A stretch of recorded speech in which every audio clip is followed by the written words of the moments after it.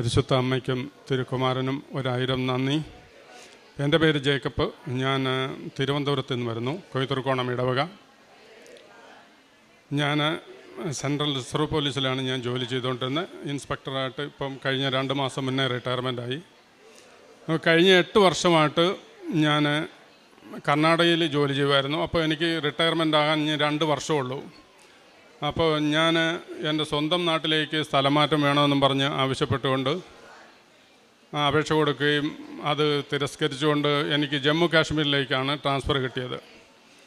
അത് ഞാൻ റെപ്രസെൻ്റ് ചെയ്തപ്പോഴും സമ്മതിച്ചില്ല, എനിക്ക് പോയേ പറ്റുള്ളൂ എന്ന് പറഞ്ഞു. അപ്പോൾ ഞാനും തീരുമാനിച്ചു, ഞാൻ എങ്ങും പോകുന്നില്ല, ഞാൻ കൃപാസനത്തിൽ വന്ന് ഞാൻ ധ്യാനം കൂടും, ഉടമ്പടി എടുക്കും, അവിടെ നിന്ന് എനിക്ക് തീരുമാനം ഉണ്ടാകുന്നത് എന്താണെന്ന് വെച്ചാൽ അത് ഞാൻ ചെയ്യുമെന്നും പറഞ്ഞു. അങ്ങനെ ട്രാൻസ്ഫർ ഓർഡർ ആയിക്കഴിഞ്ഞാൽ 1 മാസത്തിനുള്ളിൽ പോകണം. 30 ദിവസമാണ് ലാസ്റ്റ് ഡേറ്റ്. അപ്പോൾ ഇതിൻ്റെ ഇടയ്ക്ക് എനിക്ക് കൃപാസനത്തിൽ വരാനോ അവധി എടുക്കാനോ പറ്റത്തില്ല, കാരണം ഓർഡർ ആയിക്കഴിഞ്ഞാൽ പിന്നെ ലീവ് കിട്ടത്തില്ല. അതുകൊണ്ട് ഞാൻ എന്ത് ചെയ്തു, നേരെ കർണാടക ഹൈക്കോടതിയിൽ പോയി എൻ്റെ ട്രാൻസ്ഫർ ഓർഡർ സ്റ്റേ ചെയ്യാൻ വേണ്ടിയിട്ട് ഞാൻ കേസ് ഫയൽ ചെയ്തിട്ട് നേരെ വീട്ടിലോട്ട് പോയില്ല. ഞാൻ നേരെ ഇവിടെ ധ്യാന സെൻറ്ററിൽ ഇവിടെ കൃപാസനത്തിൽ വന്ന് ഉടമ്പടി എടുത്ത് കാര്യങ്ങളെല്ലാം നടത്തിയിട്ട് ലാസ്റ്റ് വന്നിട്ട് നമ്മുടെ മാതാവിൻ്റെ പ്രദക്ഷിണം. അപ്പം ഞാൻ അകത്ത് കയറുമ്പോൾ രാവിലെ 5:30 ഞാൻ അകത്ത് കയറുമ്പോൾ മൊബൈൽ ഫോൺ സ്വിച്ച് ഓഫ് ചെയ്തിട്ട് മാതാവിൻ്റെ രൂപത്തിൽ നോക്കിക്കൊണ്ട് പറഞ്ഞു, ഇനി എല്ലാം മാതാവ് നോക്കിക്കോണം എന്നും പറഞ്ഞിട്ട് ഞാൻ സ്വിച്ച് ഓഫ് ചെയ്തു. അത് കഴിഞ്ഞ് ഉടമ്പടി എടുത്തു കഴിഞ്ഞ് മാതാവിൻ്റെ പ്രദക്ഷിണമായിട്ട് വരണം. എനിക്ക് കിട്ടിയത് തിരിയായിരുന്നു. ഞാൻ തിരി കൈ പിടിച്ചുകൊണ്ട് മൊബൈൽ ഓൺ ചെയ്തപ്പോൾ ആദ്യത്തെ കോൾ വരുന്നു, എനിക്ക് അഡ്വക്കറ്റിൻ്റെ എൻ്റെ കേസ് ഫയലിൽ സ്വീകരിച്ചു, സ്റ്റേ ആയിട്ടുണ്ടെന്നും പറഞ്ഞ്, എൻ്റെ ട്രാൻസ്ഫർ സ്റ്റേ ആയിട്ടുണ്ടെന്നും പറഞ്ഞ് എനിക്ക് ഇത് ഫോൺ കോൾ വരികയാണ്. അത് കഴിഞ്ഞ് ഞാൻ വീട്ടിൽ പോയി. ഒരു 6 മാസം കഴിഞ്ഞപ്പോൾ ഞാൻ ഏപ്രിലാണ് ഇവിടെ ധ്യാനത്തിന് വന്നത്.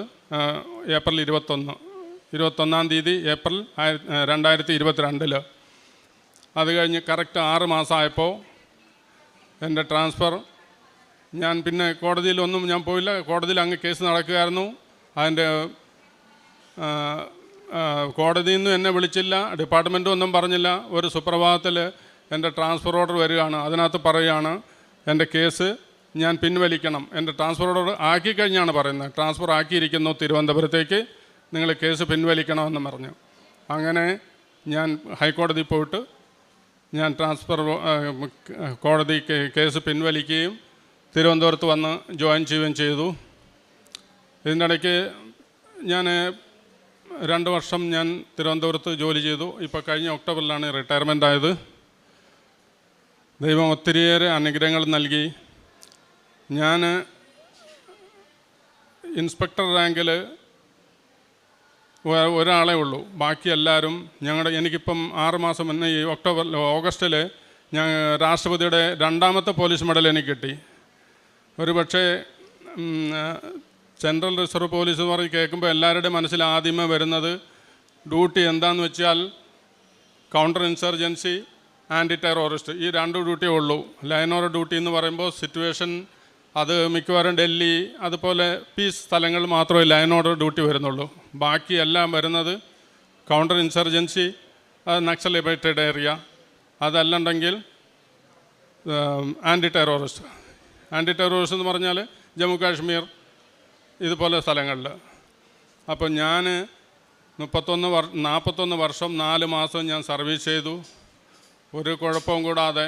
ഇതിനിടയ്ക്ക് അങ്ങോട്ടും ഇങ്ങോട്ടും വെടിവെപ്പൊക്കെ നടന്നു, അതിൽ ഞാൻ പങ്കെടുത്തിട്ടുണ്ടെങ്കിലും ഞാനാരെയും വെടിവെച്ചില്ല, ഒരു ലാട്ടിയെടുത്ത് ഞാൻ അവരെയും തല്ലിയിട്ട് പോലുമില്ല. ദൈവം എന്നെ കൈവെള്ളയിൽ കാത്തു സൂക്ഷിച്ചെന്ന് പറഞ്ഞു കേട്ടിട്ടുണ്ട്. പക്ഷേ ഞാനത് അനുഭവസ്ഥനാണ്. ഈ 41 വർഷം സർവീസിനുള്ളിൽ ഒരു പോറൽ പോലും ഏൽക്കാതെ ഞാൻ പെൻഷനാകുകയും ദൈവത്തിൻ്റെ മുമ്പിൽ വന്ന് നിന്ന് സാക്ഷ്യം പറയുവാനും എനിക്ക് സാധിച്ചു. അതിനായിട്ട് 1000 നന്ദി അർപ്പിക്കും. അതുപോലെ തന്നെ 1-2 കാര്യങ്ങളുണ്ട്. ഞാൻ പ്രേക്ഷിത ജോലിയൊക്കെ എൻ്റെ കഴിവനുസരിച്ച് ഞാൻ ചെയ്യാറുണ്ട്. അതുപോലെ തന്നെ പാവങ്ങളെ നല്ല രീതിയിൽ കഴിവിൻ്റെ പരമാവധി ഞാൻ ഹെൽപ്പ് ചെയ്യും. പ്രത്യേകിച്ച് രോഗികളായിട്ടുള്ളവർ എൻ്റെ വീട്ടിൽ വന്നിട്ടുണ്ടെങ്കിൽ അവർക്ക് എന്ത് രോഗമാണ് ചോദിച്ചിട്ട് ആ രോഗത്തിന് ഇപ്പോൾ ഒരു പക്ഷേ എനിക്കാണ് ആ രോഗം വന്നെങ്കിൽ അത് കണ്ടുപിടിക്കാനോ അത് ട്രീറ്റ്മെൻറ്റ് ചെയ്യാനോ എന്തൊക്കെ ആവശ്യപ്പെടും, എത്ര സാമ്പത്തികമായിട്ട് ബുദ്ധിമുട്ടുണ്ടാകും, അതനുസരിച്ച് ഞാൻ നല്ല രീതിയിൽ ഹെൽപ്പ് ചെയ്യാറുണ്ട്. അതുപോലെ തന്നെ സാമ്പത്തികമായിട്ട് നല്ല ഹെൽപ്പ് ചെയ്യും. പിന്നെ അതുപോലെ തന്നെ ഞങ്ങളുടെ ഇടവകയിൽ കുറേ രോഗികളുണ്ട്.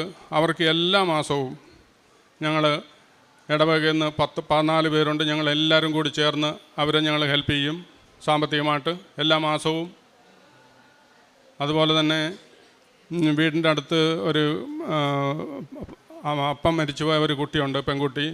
അതിനെ പഠിപ്പിക്കാനുള്ള എല്ലാ ചിലവും ഞാൻ തന്നെയാണ് നോക്കുന്നത്.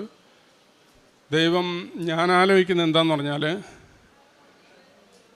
ഒരു രോഗി ഇപ്പം നമ്മുടെ അടുത്ത് വരികയാണെന്നുണ്ടെങ്കിൽ, എനിക്ക് 60 വയസ്സായി, എനിക്ക് ഒരു BP ഷുഗറോ മറ്റുള്ള ഒരു അസുഖമില്ല. അപ്പോൾ ഞാൻ വിചാരിക്കുന്നത് എന്താണെന്ന് പറഞ്ഞാൽ, ചിലപ്പോൾ ഈ ഇത്രയും പാവങ്ങളൊക്കെ ഹെൽപ്പ് ചെയ്യുന്നതുകൊണ്ടായിരിക്കും ഒരു പക്ഷേ ദൈവം എന്നെ ഒരു രോഗത്തിനും അടിമയാക്കാതെ എന്നെ കാത്തു സൂക്ഷിക്കുന്നതെന്ന് ഞാൻ പൂർണ്ണമായും വിശ്വസിക്കുന്നു. ദൈവം നൽകിയ എല്ലാ അനുഗ്രഹങ്ങൾക്കും നന്ദി പറയുന്നു. യെശയ്യാ 43:1 യാക്കോബേ, നിന്നെ സൃഷ്ടിക്കുകയും ഇസ്രായേലെ നിന്നെ രൂപപ്പെടുത്തുകയും ചെയ്ത കർത്താവ് അരുളി ചെയ്യുന്നു, ഭയപ്പെടേണ്ട, ഞാൻ നിന്നെ രക്ഷിച്ചിരിക്കുന്നു, നിന്നെ പേര് ചൊല്ലി വിളിച്ചിരിക്കുന്നു, നീ എൻ്റേതാണ്. ജേക്കബ് എന്ന ഈ സഹോദരൻ തൻ്റെ CRPF പോലീസ് കാലയളവിൽ അതിൻ്റെ അവസാന വർഷങ്ങളിൽ സ്വദേശത്തേക്ക്, ട്രിവാൻഡ്രത്ത് അവരുടെ യൂണിറ്റുണ്ട്, സ്വദേശത്തേക്ക് ഒരു സ്ഥലമാറ്റം ആഗ്രഹിക്കുകയും ആ സ്ഥലമാറ്റത്തിന് വേണ്ടി അപേക്ഷിക്കുകയും ചെയ്യുമ്പോൾ ഏറ്റവും വടക്കേറ്റമായ ഹിമാലയത്തിലേക്ക്, കാശ്മീരിലേക്ക് ട്രാൻസ്ഫർ കൊടുത്തുകൊണ്ടാണ് ഉത്തരവ് വരുന്നത്. അത് ഏറെ ക്ലേശമുള്ള ഒരു കാര്യമായിരുന്നു. പോകുവാനുള്ള ബുദ്ധിമുട്ടല്ല. സാധാരണഗതിയിൽ ഒരു സർവീസിൻ്റെ അവസാന നാളുകളിൽ ചോദിക്കുന്ന ഒരിടത്തേക്ക് സ്ഥലം മാറ്റം കൊടുക്കുന്ന ഒരു രീതി പൊതുവെയുള്ളതാണ്. അതിന് വിരുദ്ധമായിട്ടുള്ള ഒരു ഉത്തരവാണ് സഹോദരന് ലഭിക്കുന്നതും. അതുകൊണ്ടാണ് അമ്മ മാതാവിൻ്റെ തിരുനടയിൽ ഉടമ്പടി എടുത്ത് നിയോഗം സമർപ്പിച്ചത്. പ്രാർത്ഥിക്കുവാനും അമ്മ മാതാവിലൂടെ എന്താണോ സന്ദേശവും എന്താണോ നിർദ്ദേശവും വരിക അതനുസരിച്ച് കാര്യങ്ങൾ ക്രമപ്പെടുത്താം എന്ന് ആലോചിക്കുകയും ചെയ്യുന്നത്.